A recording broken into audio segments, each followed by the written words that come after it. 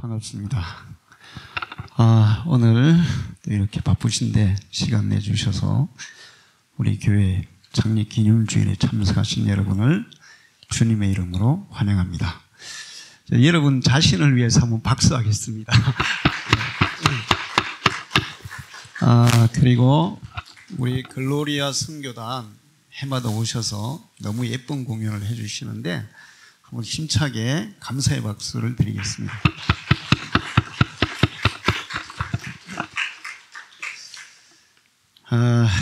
여러분 여행 좋아하십니까? 여행, 예. 여행은 참 좋죠.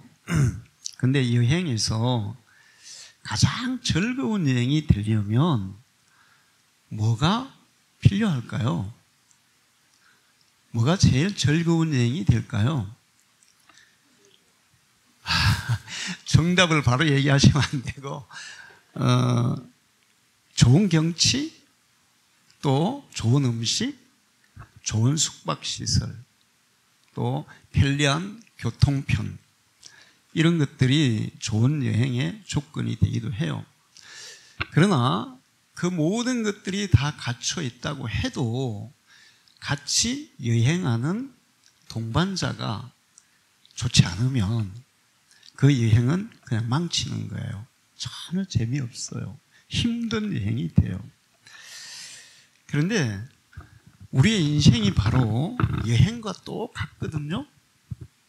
일생을 살아가면서 우리는 나그네 인생이라 그러잖아요. 그런데 그 나그네 인생이 이 세상을 여행하는 것과 똑같아요. 그래서 이 나그네 인생을 행복하고 즐겁게 살려면 나와 함께하는 동반자가 아주 좋아야 돼요.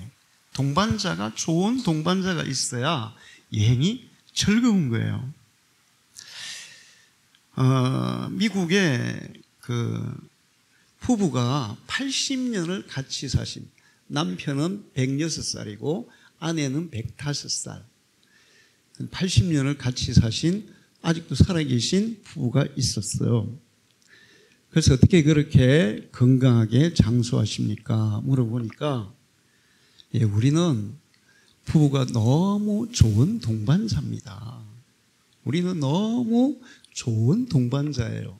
그래서 우리가 이렇게 건강하게 오래 삽니다. 이렇게 고백했다는 거예요. 조사한 바에 의하면 가장 단명하는 부부는 맨날 싸우는 부부래요. 맨날 싸우는 부부는 빨리 죽는다는 것입니다. 근데 좀 더 장수하는 사람이 있는데 남편이 죽고 가부가 된 부인은 좀 더 장수한대요. 남자들이 속썩에서 스트레스 받아가지고 근데 남편이 죽고 나면 이제 자유, 그러면서 이제 자유롭게 사니까 더 오래 산다는 거죠. 근데 그보다 더 장수하는 부부는 부부 관계가 아주 좋은, 서로에게 좋은 동반자가 되는 부부가 장수한다는 거예요. 어떤 부인이 계셨는데, 할머니가 계셨는데 남편이 맨날 바람 피고 술 드시고 욕하고 일도 안 하고 정말 속을 많이 새겼어요. 아이고, 저 인간 언제 데려가나? 맨날 그랬습니다. 그런데 어느 날 갑자기 이 할아버지가 심장마비로 돌아가신 거예요. 119를 불러서 병원으로 데려갔더니 의사가 진찰을 해보더만 할아버지 사망하셨습니다. 그러는 거예요. 그래서 이제 이 할아버지를 시체실로 이렇게 이제 이 의자에 태워가지고 이제 할머니가 시체실로 이제 데려가고 있었어요. 근데 할아버지가 깨어나신 거예요. 깨어나가지고 시체실에 가면 어디로 들어갑니까? 냉동실로 들어가잖아요. 근데 저도 이제 죽어봐서 알지만 일단 나중에 죽을 때가 되면 손발이 안 움직여집니다. 눈도 안 떠집니다. 말도 못해요. 그러면 이제 귀만 들리는 거예요. 근데 할아버지가 깨어났어. 그 자기를 지금 시체실로 데려가는 거야. 그래서 막 눈을 막 어떻게 떴어요. 떠가지고 할머니에게 나 살아났어. 빨리 의사한테 살아났다고 얘기해. 그랬더니 할머니가 아무 말 안 하고 계속 막 끌고 가는 거예요. 살아났다니까 눈으로 막. 그러니까 할머니가 당신 죽었다 했잖아. 죽었어. 그러니까 조용히 있어. 그리고는 시체실로 데려갔다는 거 아닙니까? 자, 많은 부부 인생을 살아가는데 가장 장기적으로 함께 살아가는 관계는 부부예요. 자녀들도 한 20살 넘으면 다 이제 부모 곁을 떠나는 경우가 많죠. 저희도 20살 될 때 다 아이들이 떠났어요. 그런데 부부가 일평생 가장 오랜 기간 동안 함께하는 동반자예요. 그런데 이 부부 관계가 정말 좋아야 되는데 요즘은 부부 관계가 안 좋은 사람들이 너무 많아요. 그래서 요즘 TV 프로를 보면 아주 그 자극적인 내용의 프로들이 있어요. 결혼 지옥. 결혼 지옥이래 그냥. 그 다음에 이혼 숙려 기간, 이혼 캠프. 근데 이런 프로그램이 인기가 엄청 좋다는 겁니다. 그만큼 이 부부 관계가 깨어져 있는 가정이 많다는 거예요. 어떤 신혼부부가 싸움을 했어요. 신혼부부인데 싸웠어요. 막 싸우다가 남편이 아내에게 이렇게 얘기했어요. 우리 결혼할 때 주례 선생님이 남편은 하늘, 아내는 땅이라고 했잖아. 그렇게 얘기했어요. 그러니까 너 나한테 그렇게 덤비지 마. 이런 얘기예요. 그랬더니 부인이 얼른 하는 얘기가 뭐라면 요즘 땅값이 하늘을 치솟고 있는 것도 모르냐? 이렇게 얘기했어요. 그래서 밤새 싸웠다는 거예요. 그리고 또 한 부부가 있어요. 결혼 기념일에 남편이 당신 이번 결혼 기념일 날 어디 갈까? 이렇게 물었습니다. 그때 아내가 아직 나 한 번도 안 가본 데 가보고 싶어. 이렇게 얘기했어요. 그랬더니 남편이 그러면 부엌에 가면 되겠네. 이렇게 얘기했다는 거예요. 요즘 부인들이 부엌에 안 가는 분들이 참 많습니다. 그리고 밤새 또 싸웠다는 거예요. 근데 이 부부는 좀 오래 살았어요. 오래 살았는데 근데 사이가 많이 안 좋았습니다. 하루는 부부가 차를 타고 이렇게 가는데 저기 개가 한 마리 길가로 이렇게 걸어오고 있었어요. 그래서 이제 남편이 부인을 골려주려고 이렇게 얘기했어요. 이봐 당신 저기 당신 친척 오고 있네? 그랬어요. 그랬더니 부인이 얼른 얘기했어요. 안녕하세요 아주버님. 이렇게 부부관계가 안 좋은 분들이 많다는 거죠. 우리나라는 이혼율이 46%가 된대요. 물론 이혼율이 아주 더 높은 99%, 스페인은 이혼율이 99%가 된대요. 근데 또 이제 어떤 나라는 이혼율이 아주 낮은 나라, 우리는 세계 한 중간 정도 된대요. 46%. 그 얘기는 평생 함께 같이 인생의 여행길을 같이 가야 하는 동반자가 별로 서로에게 좋지 않은 동반자라는 것입니다. 그런데 그래서 이제 부부도 이렇게 좋은 동반자가 별로 없어요. 그런가 하면 또 자녀들이 이제 좋은 동반자가 돼야 되는데 요즘 자녀들은 그렇지 않은 분들도 많아요.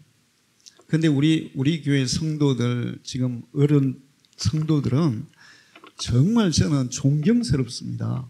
너무 존경스러워요. 왜냐하면 하면 부모님들을 다 모시고 살았고 살고 있어요. 얼마 전에 장례식을 하나 했는데 어머니가 중풍으로 쓰러지셔서 4년 동안 누워만 계셨어요. 그래서 대소변을 다 받아내야 됐습니다. 4년 동안 집에서 침대에서 대소변을 다 받아내고 모셨어요. 근데 이제 4년 동안 얼마나 힘들었겠습니까? 근데 제가 한 번씩 가서 기도해 주러 가보면 할머니는 너무 행복한 거예요. 표정이 너무 행복한 거예요. 딸하고 이렇게 같이 사니까 얼마나 좋아하시는지 몰라. 근데 그 어머니를 모시는 딸도 어머니하고 그렇게 대소변을 받아내면서도 너무 기뻐한다는 거예요. 그래서 이제 돌아가실 때가 됐잖아. 그래서 그냥 내 마음은 4년 동안 고생했으니까 이제 보내드려도 될 텐데, 그런데 그냥 돌아가시는 걸 너무 아쉬워하는 거예요. 얼마나 훌륭하신 분들이에요. 나 진짜 너무 충격이에요. 응? 그런 사람, 우리 교회는 진짜 다 효저, 효부 그런 사람들만 있어요. 자, 근데 자녀들이 결혼하면 그냥 부모들한테 뭐를 받아가려고만 하지 부모들에게 해주는 자녀들이 별로 없어요. 응? 별로 없어요. 요즘 유튜브에 보면 그 얘기들을 읽어주는 유튜버가 있습니다. 근데 그게 이제 내용들 중에 내가 우리 자식한테 10억짜리 아파트를 사줬더니 그 다음에는 연락도 안 한다고. 아들이 또 다른 어떤 아들은 엄마 우리 아파트가 좁아. 그러니까 좀 더 넓은 아파트 사요. 어머니 모실게요. 그러니까 땅 팔아가지고 넓은 아파트로 같이 이사 갑시다. 그래서 그냥 그 말에 쏘아가지고 넓은 아파트를 사줬더니 세상에 어느 날 아들하고 며느리가 얘기를 하는데 어떻게 더 듣게 됐어요. 그때 며느리가 아니 여보, 어머니 언제 양로원에 보낼 거야? 언제 요양원에 보낼 거야? 그냥 조금만 살다가 보낸다 했잖아. 막 그랬어. 그래서 할머니가 그냥 보따리 싸가지고 시골로 내려갔대요. 이런 일들이 엄청 많아요. 유튜브에 보면 그런 내용들이 너무 많이 올라와요. 그러니까 일생에 좋은 동반자가 되어야 될 사람들, 아내, 남편, 자녀, 그런데 동반자가 별로 없다는 거예요. 저는 오늘 여러분에게 일생에 정말 소중한 동반자, 절대로 나를 버리지도 않고 떠나지도 않고 내가 병들었을 때에도 실패했을 때에도 내가 잘 나갈 때에도 언제나 한결같이 내 곁을 지켜주시는 그 동반자를 소개하려고 그래요. 제가 그 목사님들 축구 감독을 해요. 감독을 하는데 목포에 전국 목회자 축구대회가 있었어요. 목사님들, 우리 경남 지방의 목사님들 데리고 대회를 갔습니다. 평소에는 저는 그 축구를 안 해요. 감독만 해요. 근데 그날 우리 선수들이 부상 선수가 엄청 많았어요. 그래서 감독이 나보고 뛰라 그러더라고요. 그래서 어쩔 수 없이 이제 경기 전반을 뛰었습니다.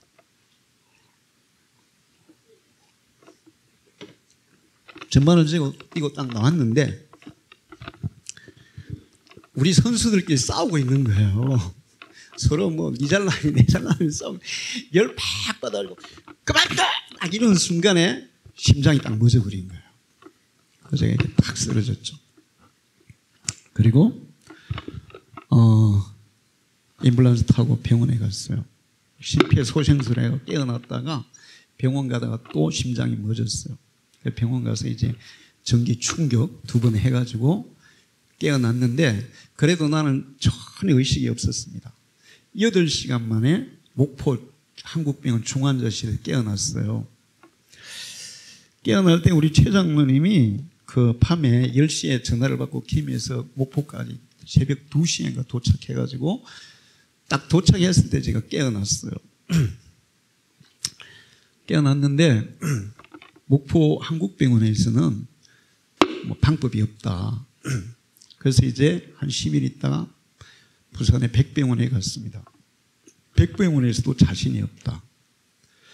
그래서 이제 우리 정집사님이 그냥 나를 성령차에 태워서 서울 아산병원으로 그냥 쳐들어갔어요. 그 제가 이제 이렇게 일단은 살아나서 걸어 들어가니까 아산병원에 안 받아주려고 그랬는데 심장마비 증거가 있으니까 그 위험하다고 받아주더라고요. 그래서 검사를 하니까 이 심장 혈관이 3개가 심혈관 관상동맥 3개가 있습니다. 그 중에 한 개가 완전히 막혔고 하나는 중간중간이 막혀서 언제 심장이 멎을지 모르는 거예요. 이거는 스텐트 같은 거는 안 되고 수술을 해야 된다. 수술을 하려면 여기서 이게 다 갈라가지고 뭘 가르냐 하면 여기는 피부를 가르는 게 아니고 흉골을 갈라야 돼요. 뼈를 다 절단해야 되는 거예요. 그렇게 해서 이제 혈관을 바꿔야 되는데 그 수술이 엄청 위험한 수술이고 수술을 하다가 죽는 사람도 많고 깨어나도 장애자가 되는 사람도 많고 그렇다는 거예요. 근데 나하고 똑같은 수술을 하신 환자 한 분이 수술을 하고 중환자실에 한 달을 있다가 내 병실에 올라왔더라고요. 이제 결국 살아나가지고 근데 막 튜브 꽂고 뭐 다 꽂고 막 이래가 올라왔어요. 근데 병원비가 한 달 만에 얼마 나왔냐면 2억이 나왔다는 거예요. 와, 2억. 나는 2억은 그냥 200만 원도 없는데 큰일 났네. 자, 거기다가 이분이 정말 병실을 굉장히 웃겼는데 이분이 웃긴 게 아니라 이제 이 수술하신 분들은 한 번씩 막 이렇게 뭐예요 이게 기침 같은 걸 막 합니다. 그러면 막 덩어리를 이렇게 툭툭 때려줘야 돼. 근데 부인이 간호를 하면서 이분이 막 기침하고 그러면 때리는데 툭툭 이렇게 하는 게 아니고 등짝을 막 스매싱 하듯이 막 때리는 거예요. 와, 평소에 남편한테 감정이 엄청 안 좋았구나. 그거를 보면서 제가 야, 큰일 났다. 나도 수술하고 저러면 우리 집사람이 나 패면 어떻게 사냐. 안 패겠지만. 그래서 걱정이 되는 거예요. 사실 저는 죽는 거는 겁이 안 났어요. 왜 그런가 하면 한국 병원에서 딱 깨어나는 순간에 제가 2가지 기도를 했어요. 하나는 하나님 저를 살려주셔서 감사합니다.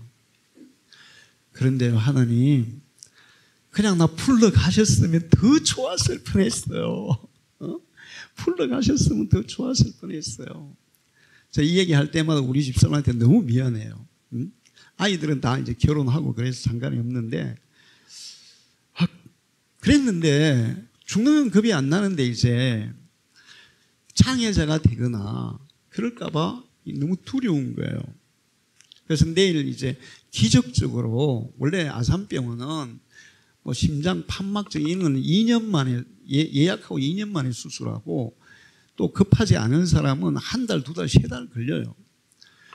저는 이제 위급한 상황이기 때문에 빨리 해야 되는데 이 수술 방이 없어가지고 날짜가 없다는 거예요. 그러다가 기적적으로 어떤 사람이 수술을 받으려고 했는데 안 받게 됐어요. 그래서 제가 그 사람 자리에 들어가서 3일 만에 수술을 받게 된 거예요. 수술을 받기 전에 동의서를 쓰는데 엄청 겁나게 얘기하는 거예요. 이거 잘못하면 죽을 수도 있고 살아도 식물의가 될 수도 있고 장애가 될 수도 있고 그러는데 동의도 뭐 혼자 안 됩니다. 이거는 큰 수술에 2명 동의가 필요해요. 아, 걱정이 딱 되는 거예요. 그래서 제가 밤에 그 얘기를 듣고 이 심장을 만지면서 하나님 나요 축구 같은 거 안 해도 돼요. 그 다음에 다른 거 안 해도 돼요. 그냥 교회에서 설교만 하고 기도만 하고 그래도 되니까 요 수술만 안 하고 살게 해주세요. 막 이렇게 기도했어요. 진짜. 근데 새벽 2시 됐습니다. 갑자기 하나님이 저에게 말씀하시는 거예요. 내가 너를 살리기 위해 최고의 의료진에게 보냈느니라. 내가 너를 살리기 위해 최고의 의료진에게 보냈느니라. 우리나라에서 심장수술을 제일 잘하는 병원은 아산병원이더라고요. 그 말씀을 딱 하시는데 아 그래 하나님이 나를 살리려고 보내셨구나. 마음이 너무 편안한 거예요. 그리고 그 다음날 이제 12시에 수술실로 들어가는데 자 수술 입구에까지는 집사람하고 아들하고 같이 있었어요. 수술 딱 들어갈 때는 보호자 아무도 못 따라가잖아요. 들어갔어요. 이게 사람들이 우리가 함께 동행할 수 있는 그 지점이 있습니다. 그 지점 이상은 절대로 누구도 함께 할 수 없는 일들이 있어요. 그게 뭐냐 하면 죽음의 순간이에요. 죽을 때는 아무도 같이 할 수가 없어요.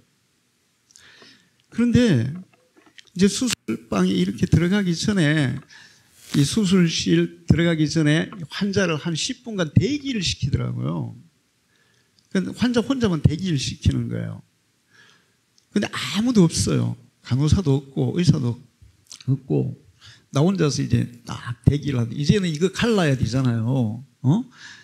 나 이거 가르는 것이 얼마나 아픈 일인지 그때 몰랐어. 그래가지고 대기를 했는데 사실 엄청 불안한 순간이잖아요. 이게 죽느냐 사느냐 창의자가 되느냐 불안한 순간이잖아요.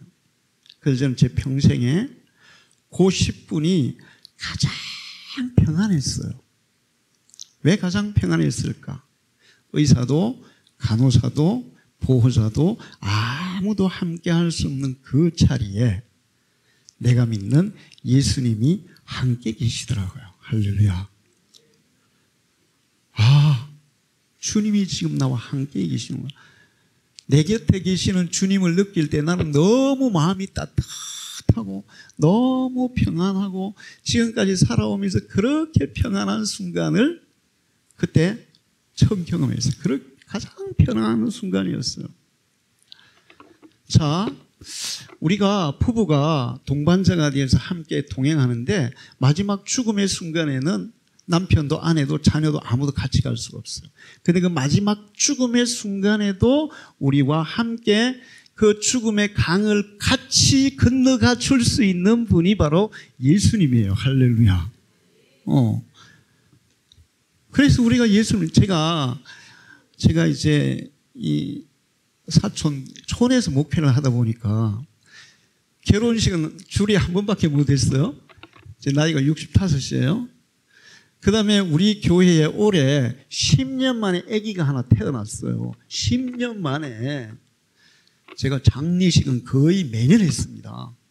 매년 한 게 아니라 어떨 때는 1년에 3건, 4건 해. 지금 생각해보니까 한 100건도 더 한 것 같아요. 그리고 이 마지막 죽을 때 이렇게 임종을 지켜드린 분들이 엄청나게 셀 수 없이 많아요. 근데 제가 어느 날 이 동네에 어떤 아저씨가 암이 걸려가지고 병원에 입원해 있는데 병원에 갔었어요. 제가 기도를 해드리고 퇴원하시면 교회 오세요. 제가 기도해 드릴게요. 그랬더니 아저씨가 그런다 했어. 근데 안 오시는 거야. 그래서 내가 이제 찾아갔더니 구설했는데 무당이 김해 시내로 이사가면 산다 그래서 무당이 시내로 이사 갔대. 그래서 제가 안 되겠다 싶어가지고 이사간 집을 찾아갔어요. 찾아가서 대문을, 아파트 문을 딱 열고 들어갔는데 부인하고 그 환자하고 그 실에 앉아 있는데 상태가 너무 안 좋은 거예요. 근데 이게 보통 이제 임종시에 보면 사람들이 그냥 숨만 막 이렇게 쉬는데 이분은 아직까지 그 상태가 아니야. 그냥 앉아 있다가 갑자기 또 눕히라 했다가 앉아 있다가. 근데 이 눈이 있잖아요. 엄청 막 무서울 때 눈이 있잖아요. 뚱그래가지고 그 있는 거야. 너무 안 됐더라고요. 그래서 내가 기도를 하려고 그랬어요. 하나님.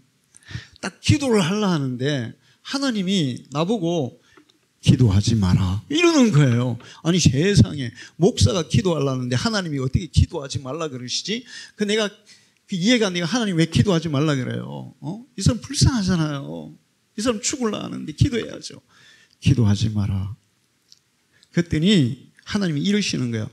때가 늦었느니라. 때가 늦었대.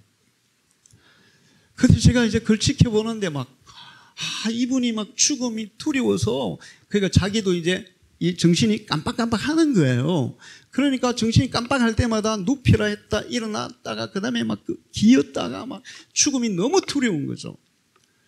그래서 내가 이제 1시간 정도 지켜보는데, 그냥 도저히 그냥 올 수 없겠는 거예요. 그래서 내가 막 기도하려고 하는데, 하나님이 기도 자체를 못하게 딱 막으시더라고요. 그래서 1시간 동안 지켜보다 기도 못하고 돌아왔어요. 그런데 제가 또 이제 많은 분들을 임종을 시켰잖아요. 그런데 어떤 분들은 제가 가서 이렇게 딱 기도하면 한 5분, 10분 기도하면 그냥 편안하게 가시는 분들이 있어요. 그분들이 어떤 분들이냐? 예수를 삶의 동반자로 삼고 산 사람들이에요. 할렐루야. 예수를 삶의 동반자로. 예수 그리스도는 이 땅에 오셔서 우리를 대신해서 십자가 지고 우리의 죄를 대신 담당해 주시고 죽음을 정복하고 부활하셨어요. 예수 외에 부활한 사람이 없어요. 아무도. 예수님만 부활하셨어요. 왜 부활하셨냐? 예수님의 십자가의 죽음이 그냥 우리 인간들과 똑같은 죽음이 아니라 우리를 대신하는 희생의 죽음이었고, 그리고 부활을 통해서 그 예수를 믿는 자들에게 영원한 부활의 생명이 있다는 것을 증거해 주기 위해서 부활하신 거예요. 부활했다는 살아나셨잖아요. 살아나셨다는 것은 지금도 살아계시다는 거예요. 그래서 우리가 이 땅에 살아가는데도 우리와 동반자가 되지만 마지막에 죽음의 강을 건널 때 아무도 함께 할 수 없는 그 순간에 우리의 손을 잡고 평안하게 죽음의 강을 건너서 천국으로 인도해 주시는 분이 예수예요. 할렐루야. 자, 용현아, 그 앞에 거 띄워보세요. 앞에 거. 우리가 예수를 믿는데, 예수 믿으세요. 그러면, 예수 믿으면 천국 갑니까? 천국 갑니다. 예수 믿고 천국 가서 이렇게 얘기하잖아요. 예수 믿으면 천국 가는 건 당연해요. 그건 죽어서 가는 거예요. 근데 예수를 믿는 그 순간부터 예수님은 우리의 가장 가까이에서 우리와 동행하는 동반자가 돼요. 저기 그림 있죠. 저 뭘 그린 거냐 하면 메어리 스티븐슨이라는 목사님이 계셨어요. 어느 날 꿈을 꿨어요. 꿈을 꾸고 있는데 예수님과 자기가 해변가를 같이 이렇게 걸어가는 꿈이었어요. 그리고 자기의 이 기억 속에 영화 장면처럼 자기의 일생이 막 슬라이드처럼 막 지나가는 그런 꿈이었어요. 그런데 이 자기가 이렇게 일생이 이렇게 쫙 지나갈 때마다 모래 위에 발자국이 이렇게 찍히는 거예요. 하나는 자기 발자국이고 하나는 예수님의 발자국이었어요. 근데 한참 이렇게 걸어가다가 뒤를 딱 돌아보니까 어떨 때는 발자국이 두 사람 발자국이에요. 어떨 때는 한 사람 발자국밖에 없는 거예요. 지금 이제 자기 이 기억 속에는 자기의 일생이 슬라이드처럼 막 지나가잖아요. 그런데 발자국이 하나밖에 없는 그 순간에 자기 일생에 가장 힘들고 고통스럽고 슬프고 그런 순간이었어요. 그래서 예수님께 물었습니다. 주님, 제가 예수님을 따르는 날부터 주님이 나와 항상 함께 가신다고 얘기했잖아요. 근데 왜 내가 힘들고 고통스러울 때 주님은 나를 떠나시고 나 혼자 가게 하셨나요? 그랬습니다. 그랬더니 예수님이 얘기했어요.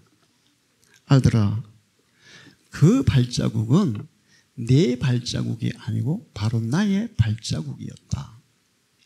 네가 가장 힘들고 고통스러울 때는 네가 걸을 힘도 없었기 때문에 내가 너를 업고 간 것이었어. 할렐루야. 저는 이 얘기를 읽을 때마다 제 자신의 인생을 생각해 봐요. 제가 예수를 믿고 신학대학을 가고 그 다음에 목사가 되고 지금까지 살아오면서 정말 죽고 싶다고 표현하기 세상 사람 표현, 저는 천국 가고 싶은 그런 순간들이 꽤 있었거든요.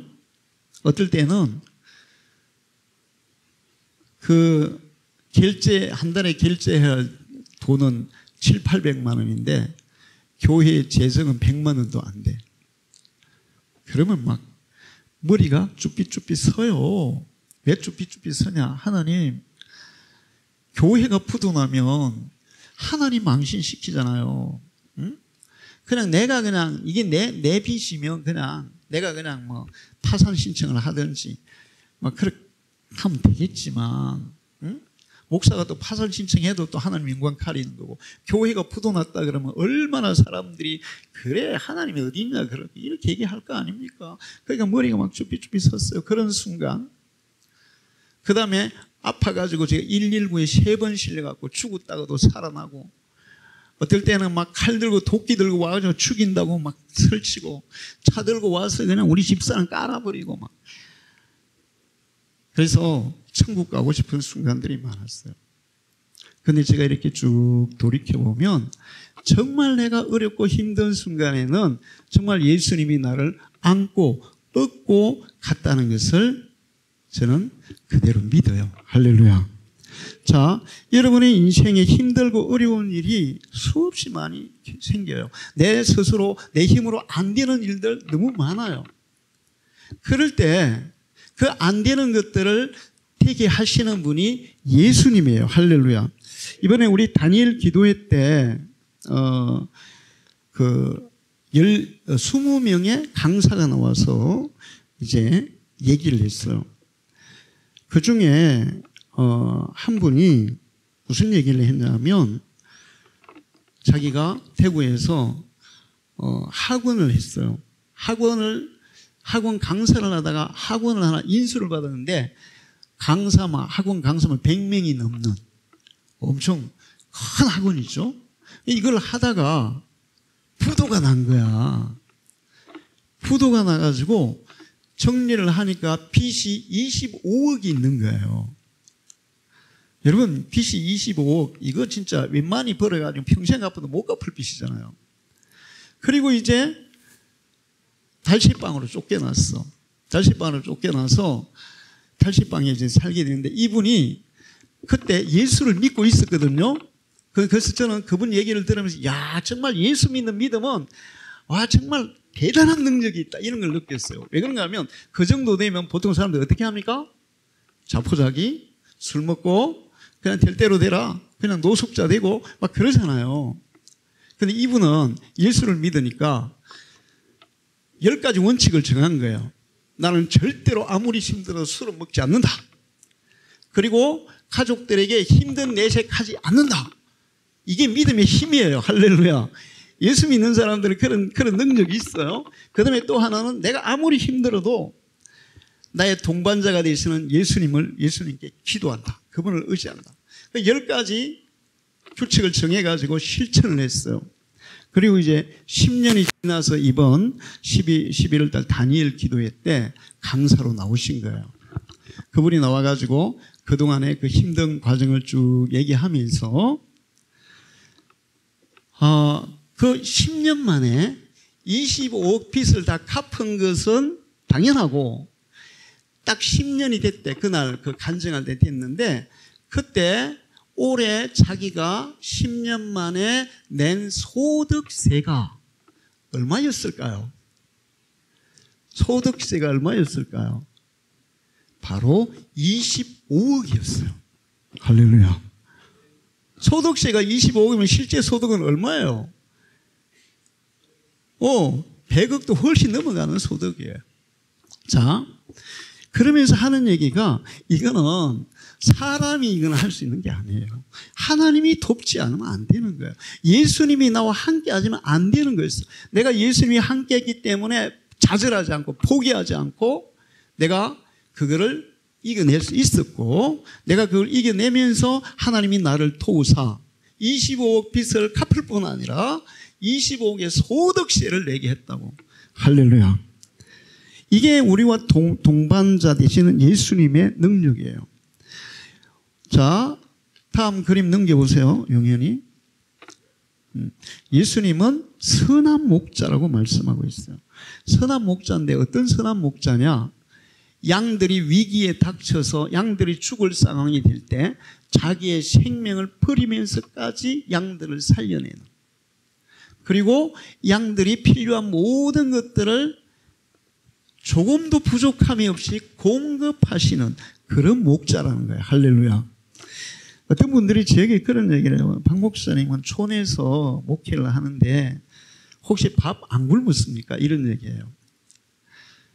저는 지금까지 밥이 없어서 굶어 본 적이 없어요.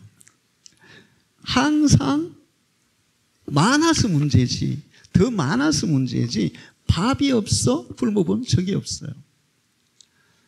아까 얘기했잖아요. 결제해야 할 거는 700~800만 원이고 교회 그 한 달 수입은 100만 원도 안 되고 그 경제적인 그 어려움. 근데 그것도 하나님이 다 극복하게 하시더라고요. 할렐루야. 그래서 우리 교회가 1년에 있잖아요. 사람들이 그래요.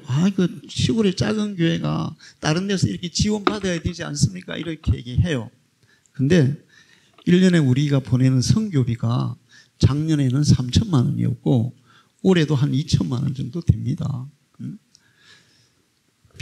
필요한 것들을 정말 부족함이 없이 공급하시는 분이 예수 그리스도예요. 할렐루야. 여러분이 살아가면서 그 예수가 여러분의 삶에 공급하시면 부족함이 없으리로다. 그런 고백을 하게 될 줄 믿습니다. 그래 마지막으로 한 가지만 더. 예수님은 우리의 기도를 들으시는 분이에요.